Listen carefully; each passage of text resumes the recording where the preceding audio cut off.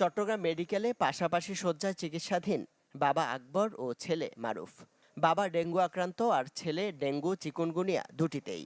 শুধু তারাই নন, 6 সদস্যের পরিবারটির সবাই আক্রান্ত জ্বরসহ নানা ভাইরাসজনিত রোগে। আমার 3 ছেলে 1 মেয়ে আর আমার ওয়াইফ আমি, আমার সবারই জ্বর হয়েছে। প্রথমে গায়ে যাচ্ছিল, তারপর মুখ থেকে ব্লাড ব্লাড গেছে, তারপর দাঁত থেকে ব্লাড গেছে, গায়ে ব্যথা ছিল।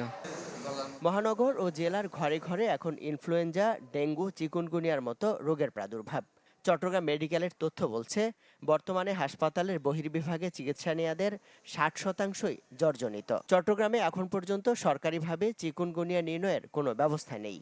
তবে বেসরকারি রোগ নির্ণয় কেন্দ্রের তথ্য বলছে, জ্বর আক্রান্তদের প্রায় 90%ই চিকুনগুনিয়া। বিশেষজ্ঞ চিকিৎসকরা বলছেন, 2017 সালের পর এবারই সবচেয়ে বেশি মানুষ জ্বরসহ ভাইরাসজনিত নানা রোগে আক্রান্ত হচ্ছেন, যাদের বেশিরভাগই চিকুনগুনিয়ায় আক্রান্ত। এবার তুলনামূলক কম আক্রান্ত ডেঙ্গুতে। মশাবাহিত আরেক ব্যাধি জিকা ভাইরাসের রোগীও পাওয়া গেছে কয়েকজন, যদিও এটাকে খুব একটা আশঙ্কাজনক মনে করছেন না চিকিৎসকরা। ইনফ্লুয়েঞ্জা ছাড়া বর্তমানে জ্বরে আক্রান্তদের বেশিরভাগই মশাবাহিত রোগের কারণে।